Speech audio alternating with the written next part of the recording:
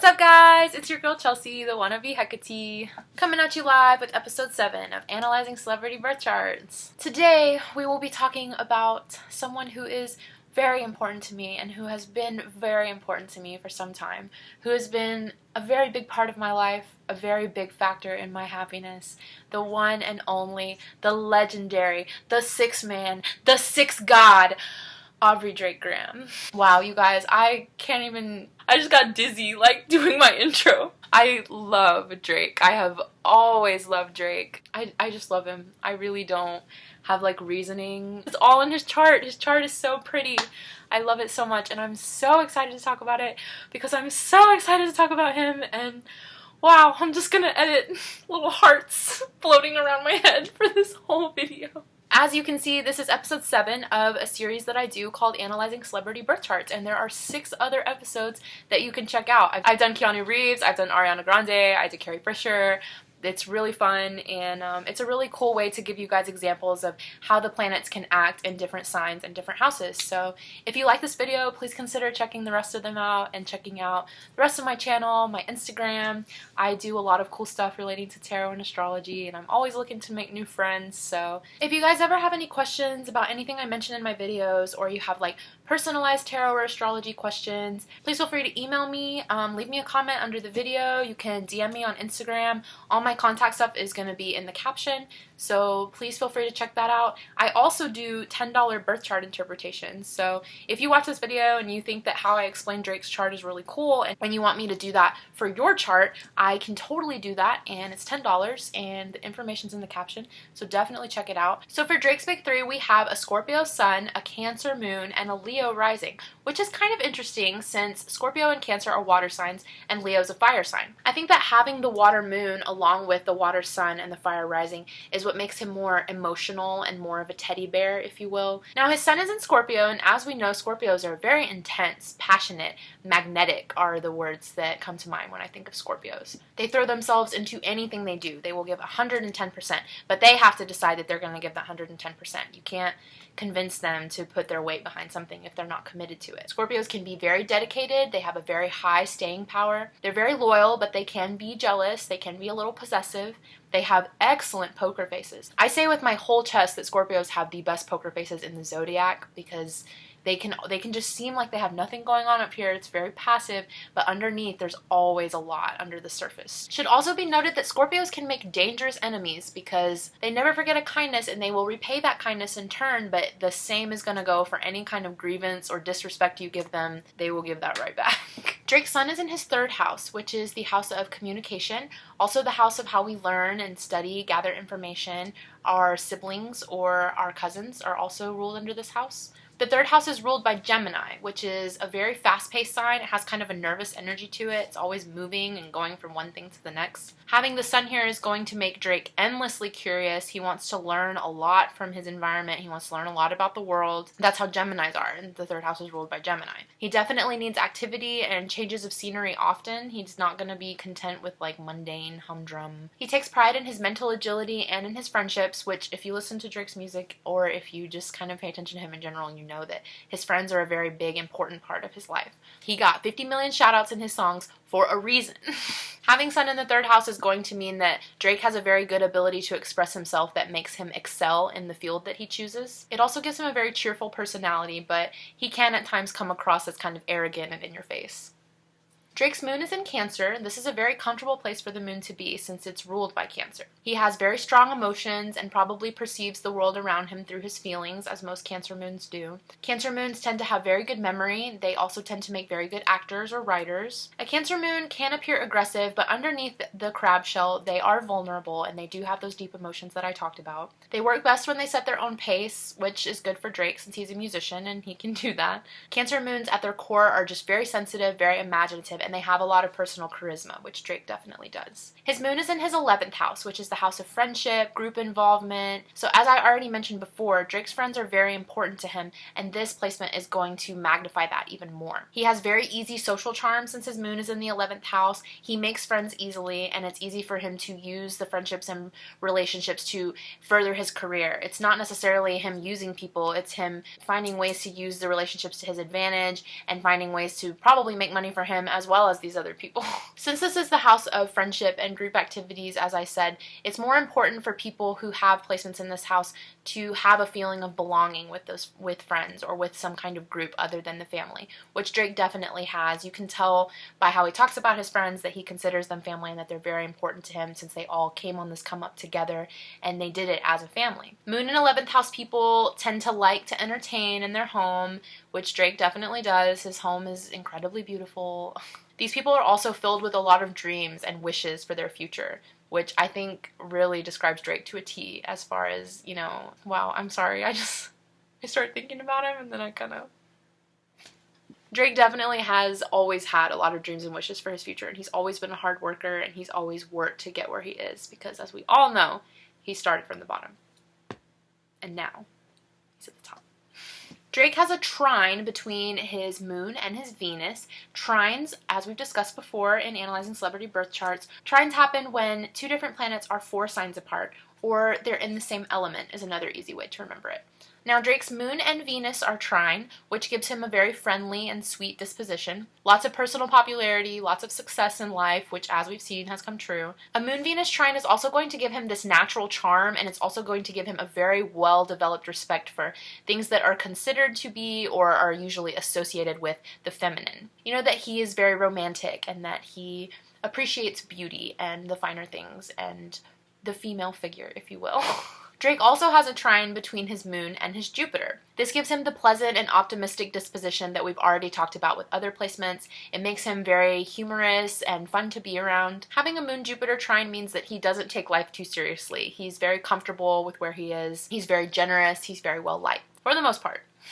I deal with a lot of Drake haters. Drake has Leo rising, which makes him very big-hearted and kind. Leo rising people can be a little show-offy. They like to put on a display. They can be extravagant. They have a very good sense of showmanship, if you will. Leo risings are very self-confident. They have this like basic likableness about them, and a lot of them tend to achieve fame and fortune. They just have this like special energy about them that gets them noticed. The drama comes naturally. They're given to grand gestures, and as I said, they can be extravagant. So a Leo rising at their core is just about getting noticed. They also tend to be kids at heart, and they are very good with kids. I think Drake, obviously, is very about getting noticed.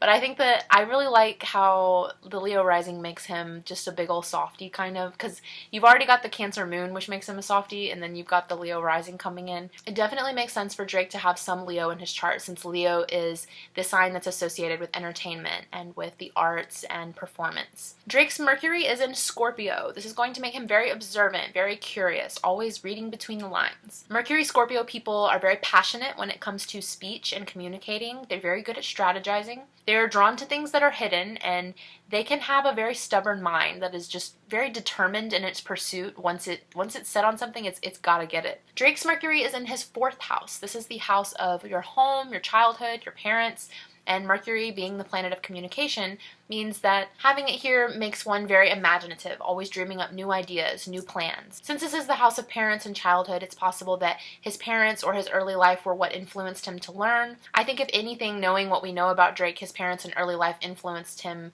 to, yes, learn a way to overcome that and to be better, because he was like, I'm going to be successful. Having Mercury in your 4th house, since Mercury is a very quick energy, fast-moving planet, and the 4th house is, of course, the house of your home, it can mean that your work may lead to a lot of changes in residence. This placement also gives him many contacts throughout the world as he gets older, and it could make him kind of restless, and it could make it difficult for him to settle down. Drake has a conjunction between his Mercury and his Venus. As we've discussed in previous episodes of Analyzing Celebrity Birth Charts, a conjunction happens when two planets are in the same sign. Since Drake has his Mercury and Venus in the same sign, this gives him a very charming and sociable disposition, as we've already discussed with other placements. This also makes him very amorous, very sensual, and very appreciative of like beauty and finer things, since those are ruled by Venus. A Venus-Mercury conjunction makes someone always look on the bright side usually. It's going to make them a lot more optimistic. It's also going to make him enjoy speaking and enjoy writing and do both of those very well and with charm. So Drake's Venus is also in Scorpio, and this makes him very intense, very dedicated in love, very willing to commit, very loyal. Scorpio Venuses tend to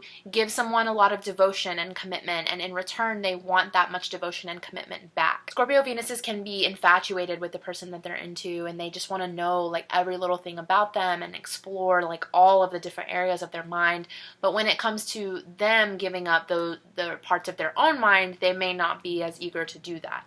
They want to put all the focus on you and learn about you, and they're not really as worried about having the focus on them. This is just in relationships, by the way. Drake wants to have the focus on him in every other area of his life. As I already discussed with Drake's Scorpio Sun, the same is going to go for Scorpio Venus. They're very loyal, but they can struggle with issues with jealousy and possessiveness. Drake's Venus is in his 3rd house, the house of communication. So this means he easily expresses his feelings, whether it's in speech or writing. It's not hard for him to communicate those things. He's very open with his feelings, which you can see just in his music alone. Someone with Venus in the 3rd house is going to tend to be artistic and just have like an innate sense of taste and design. They will have a lot of friends, but they will be careful about selecting those friends. They don't have any fake friends. They know what's up, and all of their friends are good friends. As I said, it's very easy to express his feelings in speech or writing. It's also easy for him to win others over using these things. It's easy for him to level with people using his own communication. Drake's Mars is in Aquarius.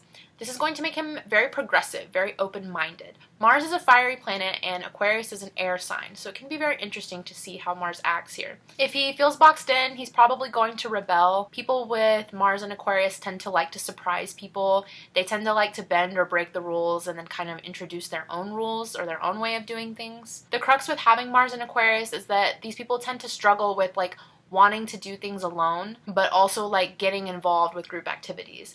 Aquarius is the sign of like being humanitarian and helping out your fellow man, but they also have this way about them that they can emotionally detach themselves that most other zodiac signs don't. This also ties into how Mars Aquarians acknowledge desire, but they don't want to be held back by it. So they can have a number of affairs before they do decide to settle down because they want to be in a relationship with someone, but they're not going to let it hold them back or keep them from what they want. So if it needs to go, okay, it's gonna go. Mental and intellectual pursuits are very important to someone with Mars and Aquarius, since Aquarius is such an intellectual and mental sign. Drake's Mars is in his 6th house. This is the house of work, of your day-to-day routine and your health.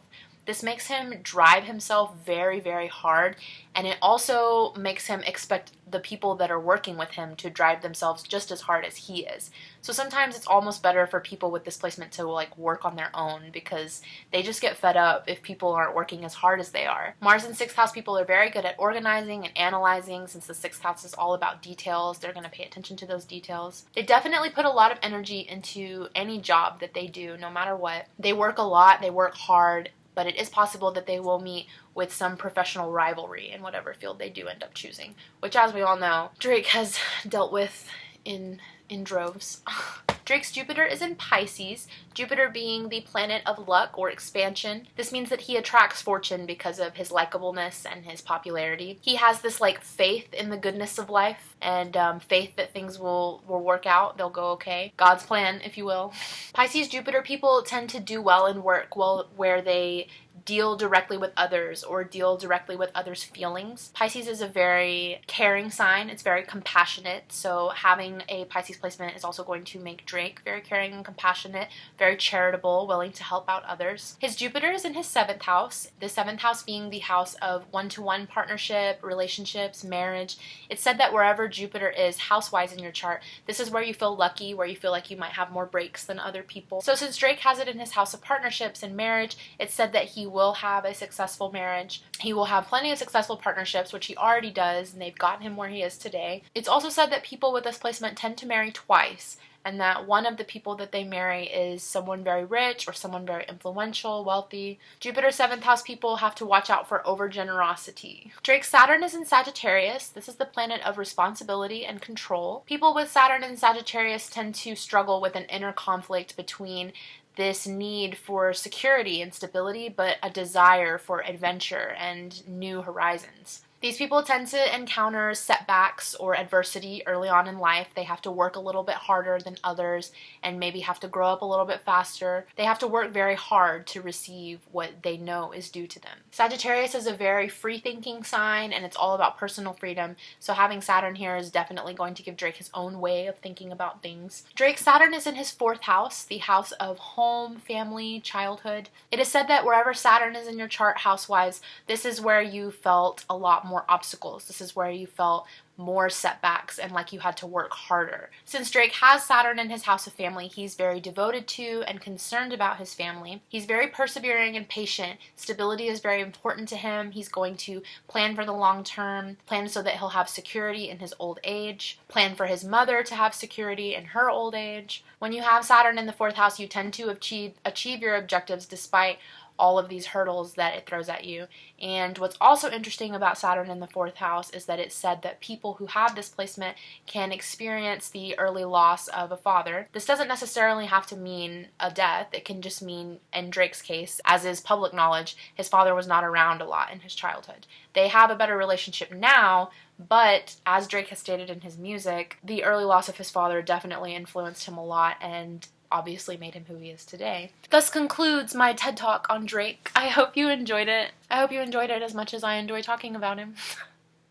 If you have any questions or you just want to, say whatever you feel like saying, leave me a comment. And if you're not subscribed, please subscribe. Tell your friends about me. Follow me on Instagram if you're not. Thank you for watching and thank you for supporting me. I will be back very soon with more videos. More life, more blessings. Love you. Bye.